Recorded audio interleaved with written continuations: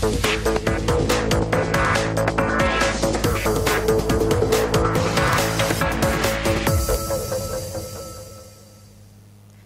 High নিউজে সকলকে স্বাগত। সঙ্গে রয়েছে আমি ঋতু। খেলার দুনিয়ার সমস্ত খবরের খুঁটিনাটি আপডেট নিয়ে শুরু করছি আজকে স্পোর্টস টুডে। আর শুরুতে দেখে নেব আজকের হেডলাইন্স।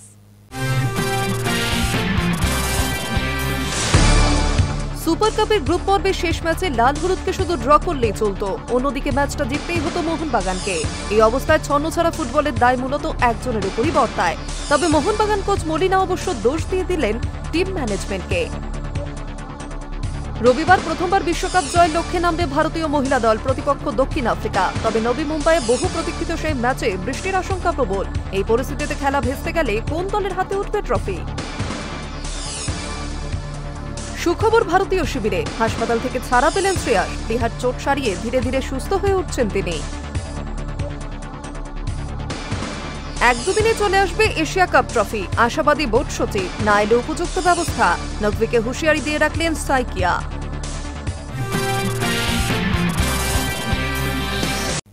সুপার কাপের গ্রুপ পর্বের শেষ ম্যাচে পূর্ণ শক্তির দল নিয়ে নেমেছিল ইস্টবেঙ্গল। যদিও লাল হলুদকে শুধু ড্র করলেই চলতো, অন্যদিকে ম্যাচটা জিততেই হতো মোহনবাগানকে। এই অবস্থায় ছন্নছাড়া ফুটবলের দায় মূলত একজনের উপরই বর্তায়। মোহনবাগান কোচ মলিনা অবশ্য দোষ দিয়ে গেলেন টিম ম্যানেজমেন্টকে। নিজের পছন্দের বিদেশি চেয়েও পাননি, সেটাকেই যেন ঢাল করলেন তিনি। রক্ষণে সিবিল, মাঝমাঠে রশিদ, মিগুয়েল ক্রেসপো, স্ট্রাইকারে হামিদ। সুপার কাপের গ্রুপ পর্বের শেষ ম্যাচে পূর্ণ শক্তির দল নিয়ে নেমেছিল ইস্টবেঙ্গল। যদিও লাল হলুদকে শুধু ড্র করলেই চলতো, অন্যদিকে যাদের ম্যাচটা জিততেই হতো সেই মোহনবাগান নামল রক্ষণে দুই বিদেশি অলড্রেড আর রদ্রিগেজকে নিয়ে। আক্রমণে শুধু জেমি ম্যাকলারেন। এই অবস্থায় ছন্নছাড়া ফুটবলের দায় মূলত একজনের উপরেই বর্তায়।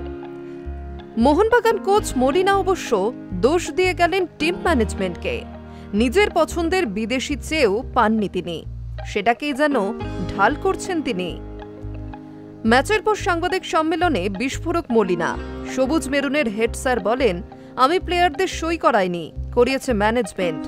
আমি আমার মতামত দিয়েছি মাত্র, সিদ্ধান্ত ওদের। বছরের শুরুতে একজন বিদেশি সেন্ট্রাল মিডফিল্ডার চেয়েছিলাম যে খেলাটা কন্ট্রোল করতে পারে, কিন্তু আমি সেটি পাইনি। কিছুদিন আগেই আইএফএ শিল্ড ফাইনাল জিতেছে মোহনবাগান, সেখানেও ডার্বিতে এই বিদেশিরাই ছিলেন। তখন কি বিদেশি সেন্ট্রাল মিডফিল্ডারের কথা সর্বসমক্ষে মলিনা বলেছিলেন? তাহলে কি এটাকে অজুহাত হিসেবে ধরা হচ্ছে?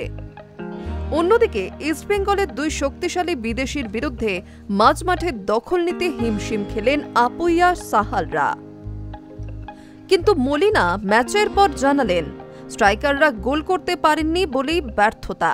তাহলে পেত্রাতোস, কামিন্স, রবসনদের কেন বসিয়ে রাখা হলো? রবসন মাঝমাঠে দখল নিতে পারেন, কামিন্স, পেত্রাতোসরাও প্রয়োজনে ওঠানামা করতে পারেন। তাদের খেলালে হয়তো মাঝমাঠে দখল নিতে পারত মোহনবাগান। এমন একটা মাস্ট উইন ম্যাচে মোহনবাগান কোচ মলিনার রক্ষণাত্মক স্ট্র্যাটেজি নিয়েও প্রশ্ন উঠতে বাধ্য। Hi news network.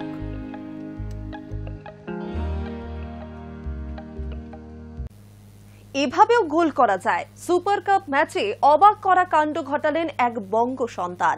নিজের হাফ থেকেই শটে প্রতিপক্ষের জালে বল জড়িয়ে দিলেন গোলকিপার। হ্যাঁ, ঠিকই শুনছেন, ডেম্পোর বিরুদ্ধে আশ্চর্য গোলে নজর কাড়লেন চেন্নাইন এফসির বাঙালি গোলকিপার শমিক মিত্র। এভাবেও গোল করা যায়?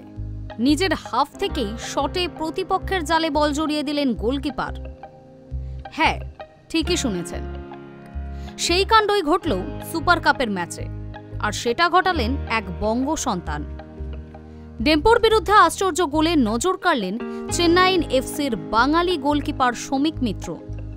গোয়ায় সুপার কাপের ম্যাচের বয়স তখন 28 মিনিট। ডেম্পোর বিরুদ্ধে 1-0 গোলে পিছিয়ে ছিল চেন্নাইন। হঠাৎই একটি বল চলে আসে শমিকের কাছে। নিজের বক্স থেকেই দূরপাল্লার শট নেন বঙ্গ গোলকিপার। তার জোরালো শটের উঁচু বল ডেম্পোর বক্সের সামনে ড্রপ পড়লেও কেউ নাগাল পেল না। এদিকে ডেম্পোর গোলকিপার আশিস সিবি অনেকটাই এগিয়ে এসেছিলেন। বল তাকে টপকে সোজা জালে জড়িয়ে যায়। সম্ভবত বৃষ্টিতে ভেজা মাঠে বলের গতিতে বদল বুঝতে পারেনি আশিস। তাছাড়া আউটিংও গন্ডগোল ছিল। যাই হোক না কেন, শ্রমিকের নামের পাশে একটি গোল লেখা। ম্যাচ শেষ হয় 1-1 গোলে। ডেম্পো এর আগে ইস্টবেঙ্গল ও মোহনবাগান দুই দলের সঙ্গেই ড্র করেছে। আইএসএল এর আরও একটি দলের সঙ্গে ড্র করলেও সুপার কাপের পরের রাউন্ডে তারা যেতে পারবে না। অন্যদিকে ক্লিফোর্ড মিরান্ডার দল সুপার কাপে প্রথম পয়েন্ট পেল। বিশ্ব ফুটবলে এরকম গোল অচেনা না হলেও বিরল, যার মধ্যে আমেরিকার গোলকিপার টিম হাওয়ার্ডের একই ধরনের গোল অত্যন্ত জনপ্রিয়। সেই তালিকায় নাম জুড়ল বঙ্গ গোলকিপার শ্রমিকেরও। Hi news network.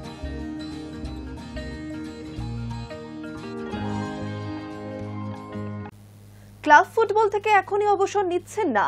বেঙ্গালুরু এফসির সঙ্গে নতুন করে চুক্তিবদ্ধ হলেন সুনীল ছেত্রী। সমাজ মাধ্যমে ক্লাব কর্তৃপক্ষ 41 বছরের সুনীলের সঙ্গে চুক্তির কথা জানিয়েছেন। এবার বেঙ্গালুরু এফসির অন্যতম সিনিয়র ফুটবলার সুনীল। বেঙ্গালুরু এফসির সঙ্গে নতুন করে চুক্তিবদ্ধ হলেন সুনীল ছেত্রী।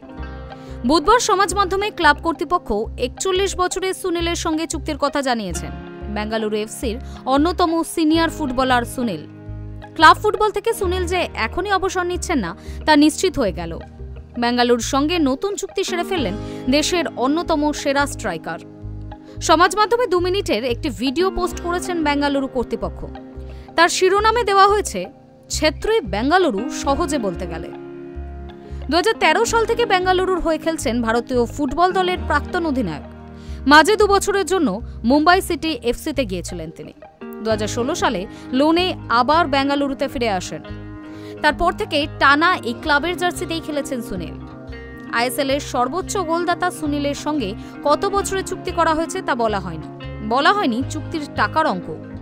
তবে নতুন চুক্তিতে তিনি খুশি বলেই জানা গিয়েছে। উল্লেখ্য, আইএসএল ঘিরে অনিশ্চয়তার জন্য গত আগস্টে ফুটবলার এবং স্টাফদের সঙ্গে চুক্তি স্থগিতের কথা ঘোষণা করেছিলেন বেঙ্গালুরু কর্তৃপক্ষ। Hi news network. দুজনে একসময় একই লিগে প্রতিপক্ষ দলে খেলতেন। তখন রিয়াল মাদ্রিদ বার্সেলোনার দ্বন্দ্বকে অন্য উচ্চতায় নিয়ে গিয়েছিলেন ক্রিস্টিয়ানো রোনাল্ডো ও লিওনেল মেসি। সেই দৃশ্য কি সৌদি আরবেও দেখা যেত? রোনাল্ডো সৌদি প্রো লিগে খেলেন, মেসিও নাকি সেই লিগে খেলতে চেয়েছিলেন, কিন্তু কোথায় আটকে গেলেন মেসি? দুজনে একসময় একই লিগে প্রতিপক্ষ দলে খেলতেন। তখন রিয়াল মাদ্রিদ বার্সেলোনার দ্বন্দ্বকে অন্য উচ্চতায় নিয়ে গিয়েছিল ক্রিস্টিয়ানো রোনাল্ডো ও লিওনেল মেসি। সেই দৃশ্য কি সৌদি আরবেও দেখা যেত? রোনাল্ডো সৌদি প্রো লিগে খেলেন, মেসিও নাকি সেই লিগে খেলতে চেয়েছিলেন, কিন্তু কোথায় আটকে গেলেন মেসি? বার্সেলোনা ছাড়ার পর প্যারিস সাজার হয়ে খেলেছেন মেসি। যখন তিনি ফ্রান্সের ক্লাব ছাড়ছেন তখন জল্পনা ছড়ায় সৌদি প্রো লিগের ক্লাব আল হিলালে তিনি খেলতে পারেন, যাদের প্রতিপক্ষ দল আল নাসেরে খেলেন ক্রিস্টিয়ানো রোনাল্ডো। কিন্তু সেই যাত্রায় 2 মহাতারকার এক লিগে খেলা হয়নি। মেসি চলে যান আমেরিকার ক্লাব ইন্টার মায়ামিতে। এদিকে সামনের বছর বিশ্বকাপ, আমেরিকার লিগ অনেক আগেই শেষ হয়ে যায়। তারপর সেই নিয়ে বিশেষ পরিকল্পনা ছিল মেসির। সৌদি আরবের মোহাম্মদ স্পোর্টস একাডেমির সিইও আব্দুল্লাহ হামাদ সম্প্রতি একটি পডকাস্টে বলেন, মেসির পক্ষ থেকে সৌদি আরবে খেলার আগ্রহ প্রকাশ করা হয়। যখন মেজর সকার লিগ বন্ধ থাকে তখনও 2026-এর বিশ্বকাপের প্রস্তুতির জন্য খেলতে চায়। কিন্তু কেন এই প্রস্তাবে রাজি হল না সৌদি আরব? আব্দুল্লাহর বক্তব্য, আমি এই প্রস্তাবটি দেশের ক্রীড়া মন্ত্রকের কাছে পৌঁছে দিই, কিন্তু তিনি এই প্রস্তাব নাকচ করে দেন। কারণ সৌদি লীগ কোনো টুর্নামেন্টের প্রস্তুতির মঞ্চ হতে পারে না।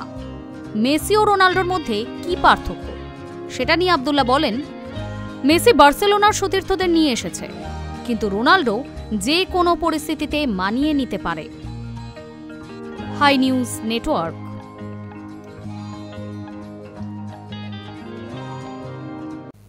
রবিবার প্রথমবার বিশ্বকাপ জয়ের লক্ষ্যে নামবে ভারতীয় মহিলা দল। প্রতিপক্ষ দক্ষিণ আফ্রিকা।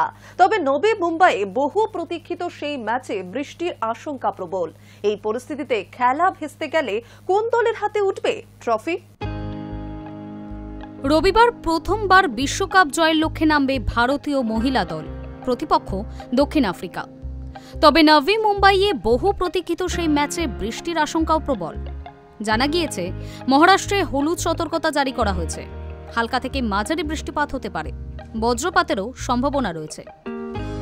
জানা যাচ্ছে শনিবার বৃষ্টির সম্ভাবনা প্রায় 86%, রবিবার বৃষ্টির সম্ভাবনা 67%। বিকেল 4টে থেকে সন্ধে 7টার মধ্যে বৃষ্টির সম্ভাবনা 50%-এরও বেশি রয়েছে। এই মাঠেই বাংলাদেশের মুখোমুখি হয়েছিল ভারত। বৃষ্টিতে ভেস্তে গিয়েছিল সেই ম্যাচ। রবিবার যদি খেলা না হয় সেক্ষেত্রে আইসিসি একটা রিজার্ভ ডে রেখেছে। সেক্ষেত্রে 3রা নভেম্বর সোমবার ফের হবে ফাইনাল। এদিনও বৃষ্টির সম্ভাবনা 55% রয়েছে। প্রশ্ন হল, দুদিনই যদি বৃষ্টিতে খেলা পরিত্যক্ত হয় তাহলে কাদের হাতে উঠবে বিশ্বকাপ ট্রফি? উত্তর হল দক্ষিণ আফ্রিকা, কারণ গ্রুপ পর্বে ভারতের থেকে এগিয়েছিল দক্ষিণ আফ্রিকা। অর্থাৎ ফাইনালে দক্ষিণ আফ্রিকার সঙ্গে ভারতের প্রতিপক্ষ বৃষ্টি। গ্রুপ পর্যায়ে ভারতকে হারতে হয়েছিল প্রোটিয়াদের কাছে, সেটাও দক্ষিণ আফ্রিকার কাছে একটা অ্যাডভান্টেজ। ভারতীয় সমর্থকদের এখন একটাই প্রার্থনা, ফাইনালে যেন বৃষ্টি না হয়। উল্লেখ্য, এই বিশ্বকাপেই হারের হ্যাট্রিক করেছিল উইমেন ইন ব্লু। কেউই ভাবেনি হরমনপ্রীতরা ফাইনালে উঠবেন। কিন্তু সেমিফাইনালে মহাশক্তিধর অস্ট্রেলিয়ার দেওয়া বড় রান তাড়া করে যেতে ভারত। অনবদ্য খেলেন জেমাইমা রদ্রিগেজ, অধিনায়ক হরমনপ্রীতরা। জেমাইমা রদ্রিগেজ করেন 127 এবং হরমনপ্রীত করেন 89। জেমিদের এমন লড়াইয়ে উচ্ছ্বসিত আসমুদ্র হিমাচল। এখন দেখার পরের ম্যাচে কি হয়। Hi news network.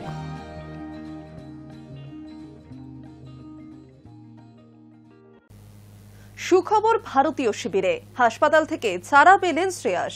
প্লীহার চোট সারিয়ে ধীরে ধীরে সুস্থ হয়ে উঠছেন তিনি। দিন কয়েক আগেই তাকে নিয়ে উদ্বিগ্ন ছিল ক্রিকেট মহল। সিডনিতে অ্যালেক্স ক্যারির ক্যাচ নিতে গিয়ে ভয়ানক চোট পেয়েছিলেন তিনি। চোট এতটাই গুরুতর ছিল যে তড়িঘড়ি হাসপাতালে নিয়ে যেতে হয় শ্রেয়াস আইয়ারকে। সেখানে আইসিইউতে পর্যন্ত রাখতে হয়েছিল এই তারকা ক্রিকেটারকে। সেই শ্রেয়াস এবার সিডনির হাসপাতাল থেকে ছাড়া পেলেন। বিসিসিআইর পক্ষ থেকে শ্রেয়াস আইয়ারের 3য় মেডিকেল বুলেটিন প্রকাশ করা হয়। সেখানেই দেওয়া হয় এই সুখবর। তিনি যে ক্রমে সুস্থ হয়ে উঠছেন সে কথা জানানো হয়েছে। দিন কয়েক আগেই হাসপাতাল বেড থেকে নিজেই শারীরিক অবস্থার উন্নতির কথা জানিয়েছিলেন টিম ইন্ডিয়ার ওয়ানডে সহ অধিনায়ক। সোশ্যাল মিডিয়া পোস্টে পাঞ্জাব কিংসের অধিনায়ক বললেন, আমি এই মুহূর্তে চিকিৎসার মধ্যে রয়েছি, তবে প্রতিদিনই শারীরিক অবস্থার উন্নতি হচ্ছে। আপনারা যেভাবে এই কঠিন সময়ে আমাকে সমর্থন করছেন, আমার আরোগ্য কামনা করে একের পর এক বার্তা পাঠাচ্ছেন, তাতে আমি কৃতজ্ঞ। আমাকে নিয়ে প্রার্থনা করার জন্য সকলকে ধন্যবাদ। সেই শ্রেয়স এখন অনেকটাই সুস্থ। বিসিসিআইর বিবৃতিতে লেখা হয়, শ্রেয়স এখন স্থিতিশীল, ক্রমে সুস্থ হয়ে উঠছে। সিডনি এবং ভারতের চিকিৎসকরা তার সুস্থতায় সন্তুষ্ট। তাকে হাসপাতাল থেকে ছেড়ে দেওয়া হয়েছে। সিডনির চিকিৎসক কৌশিক হাকিকি এবং তার দলের পাশাপাশি ভারতের চিকিৎসক দিনশাও পারদিওয়ালার প্রতি কৃতজ্ঞতা প্রকাশ করছে বিসিসিআই। শ্রেয়স আর কিছুদিন সিডনিতেই থাকবে। এখানেই তার ফলো আপ চেক আপ হবে। বিমানের ধকলের জন্য তার শরীর তৈরি হলে তবেই তাকে ভারতে ফিরিয়ে আনা হবে। সিডনিতে দুঃসাহসিক ক্যাচ নিতে গিয়ে ভয়ানক চোট পেয়েছিলেন শ্রেয়াস আইয়ার। গত সোমবার সকালে তাকে আইসিইউতে ভর্তি করা হয়েছিল। যদিও উদ্বেগ কাটিয়ে আইসিইউ থেকে ছাড়া পেয়েছিলেন। প্লীহার ক্ষত ঠিক করতে বিশেষ এক পদ্ধতি অবলম্বন করে তার চিকিৎসা করেছেন চিকিৎসকরা। হাসপাতাল থেকে ছাড়া পেলেও শ্রেয়সের স্বাস্থ্যের প্রতি সর্বক্ষণ নজর রাখা হবে। High news network. 1-2 দিনে চলে আসবে এশিয়া কাপ ট্রফি, আশাবাদী বোর্ড সচিব। না এলে উপযুক্ত ব্যবস্থা, নকভিকে হুঁশিয়ারি দিয়ে রাখলেন সাইকিয়া। এশিয়া কাপের 1 মাস কেটে গিয়েছে। এরপর দেশের মাটিতে ওয়েস্ট ইন্ডিজের বিরুদ্ধে সিরিজ খেলেছে ভারত। অস্ট্রেলিয়ায় ওয়ানডে সিরিজ শেষে টি20 সিরিজও চলছে। গোটা মাসে একটা জিনিসে কোনো বদল হয়নি, তা হল ভারত এখনো এশিয়া কাপের ট্রফি হাতে পায়নি এবং তা এখনো পিসিবি প্রধান এবং এশিয়ান ক্রিকেট কাউন্সিলের চেয়ারম্যান মহসিন নকভির জিম্মায়। তবে বিসিসিআই সচিব দেবজিৎ সাইকিয়ার আশা 1-2 দিনের মধ্যেই মুম্বাইয়ে বিসিসিআই দফতরে ট্রফি চলে আসবে। যদিও এর অন্যথা হলে নকভির বিরুদ্ধে উপযুক্ত ব্যবস্থা নেওয়া হবে বলেও হুঙ্কার দেন বোর্ড সচিব। সংবাদ সংস্থা পিটিআইকে সাইকিয়া বলেন, 1 মাস কেটে গিয়েছে, এখনো আমাদের হাতে ট্রফি দেওয়া হয়নি। বিষয়টা নিয়ে আমরা অসন্তুষ্ট। এটা নিয়ে বহুবার বলা হয়েছে। 10 দিন আগেও এসিসির চেয়ারম্যানকে চিঠি পাঠানো হয়েছিল, তারপরেও বিষয়টা সমাধান হয়নি। এখনো নিজেদের হেফাজতে ট্রফি রেখে দিয়েছে এসিসি। আশা করি 1-2 দিনের মধ্যে মুম্বাইয়ে বিসিসিআই দফতরে ট্রফি চলে আসবে। কিন্তু এর অন্যথা হলে আইসিসির বৈঠকে বিষয়টি জানানো হবে বলেও হুঁশিয়ারি দিয়েছেন বিসিসিআই সচিব। তার কথায়, বিষয়টি কিভাবে মোকাবিলা করতে হবে তা আমরা জানি না। ট্রফি ভারতে ফিরবেই। এই ব্যাপারে দেশের জনগণকে আশ্বস্ত করতে পারি, আমরা পাকিস্তানকে সব ম্যাচে হারিয়েছি, ট্রফি জিতেছি, কেবল ট্রফিটাই আসছে না। আশা করি শুভ বুদ্ধির উদয় হবে। প্রসঙ্গত, 4 নভেম্বর দুবাইতে অনুষ্ঠিত হতে চলেছে আন্তর্জাতিক ক্রিকেট কাউন্সিলের ত্রৈমাসিক বৈঠক। উল্লেখ্য, এসিসি বৈঠকে কোনো দলেরই সমর্থন পাননি নকভি। যেভাবে তিনি ট্রফি নিয়ে পালিয়েছেন তা কোনো দেশে সমর্থন করেনি। সূত্রের খবর, ভারতের 2 প্রতিনিধির রাজীব শুক্লা এবং আশিস শেলার ট্রফি ইস্যুকে সামনে রেখে প্রতিবাদও করেছিলেন। এশিয়া কাপ চ্যাম্পিয়ন হয়ে ভারতীয় দল নকভির কাছ থেকে ট্রফি ও মেডেল নিতে অস্বীকার করেছিল। পরিবর্তে ট্রফি নিয়ে চম্পট দেন নকভি। অনেকেই বলছেন, আসলে পুরস্কার বিতরণী অনুষ্ঠানে সজোরে থাপ্পড় সহ্য করতে না পেরে প্রতিশোধ স্পৃহা জেগে উঠেছিল তার। সেই কারণেই হয়তো ভারতকে এখনো ট্রফি ফিরিয়ে দেওয়া হয়নি। আর এবার বিসিসিআই সচিবও জানিয়ে সরব, 1-2 দিনের মধ্যে ট্রফি ফেরত না পেলে আইসিসির সভায় বিষয়টি জানানো হবে বলে হুঙ্কার দিয়ে রাখলেনও তিনি। Hi news network.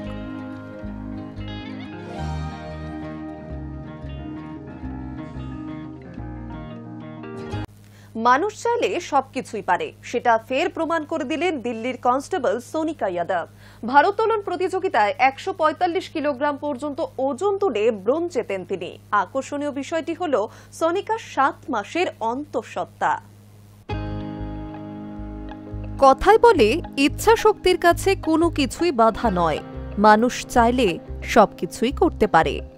সেটা ফের প্রমাণ করে দিলেন দিল্লির কনস্টেবল সোনিকা যাদব। সর্বভারতীয় পুলিশ ভারোত্তোলন প্রতিযোগিতায় 145 কিলোগ্রাম পর্যন্ত ওজন তুলে ব্রোঞ্জ জিতলেন। আকর্ষণীয় বিষয়টি হল সোনিকা 7 মাসের অন্তঃসত্ত্বা। মে মাসে নিজের শরীরে আরেকটি প্রাণীর অস্তিত্ব অনুভব করেন সোনিকা। চাইলে তখনই তিনি ট্রেনিং ছেড়ে দিতে পারতেন, কিন্তু সেটা করেননি। অত্যন্ত সাবধানতার সঙ্গে নিজের আবেগের খেলার অনুশীলন করতে থাকেন। অন্ধ্রপ্রদেশের প্রতিযোগিতায় যখন সোনিকা নামেন, তখন কেউ বুঝতে পারেননি সোনিকা অন্তঃসত্ত্বা। এমনকি যখন তার স্বামীর সঙ্গে বেঞ্চ প্রেস করার প্রস্তুতি নিচ্ছিলেন, তখনও কেউ কিচ্ছুটি বুঝতে পারেনি। অবশেষে যখন সোনিকা ডেডলিফটের চেষ্টা করেন, তখন সবাই বুঝতে পারেন হাততালিতে সোনিকার সাহস ও ইচ্ছা শক্তিকে কুর্নিশ জানান দর্শকরা। অন্য প্রতিযোগীরাও এসে তাকে অভিনন্দন ও সাবাসী জানান। সোনিকা স্কোয়াটে 125 কিলো, বেঞ্চ প্রেসে 80 কিলো এবং ডেডলিফটে 145 কিলো ওজন তুলে ব্রোঞ্জ পদক পান। সোনিকা জানিয়েছেন তার অনুপ্রেরণার নাম লুসি মার্টিন্স, যিনি অন্তঃসত্ত্বা অবস্থায় ভারোত্তোলন করেছিলেন। লুসির সঙ্গে ইনস্টাগ্রামে যোগাযোগ করেছিলেন সোনিকা, পরামর্শও পান। 2024-এর ব্যাচে সোনিকা কমিউনিটি পুলিশিং সেলে আছেন। ভারোত্তোলনের আগে কাবাডি খেলতেন তিনি। তবে তার এই কৃত্যের অনেকেই প্রশংসা করলেও নেটিজেনদের একাংশ ক্ষুব্ধ। তাদের বক্তব্য, সোনিকা অযথায় ঝুঁকি নিয়েছেন। Hi news network. Sports today আজ এই পর্যন্তই। আরও অন্যান্য খবরের জন্য নজর রাখুন হাই নিউজে।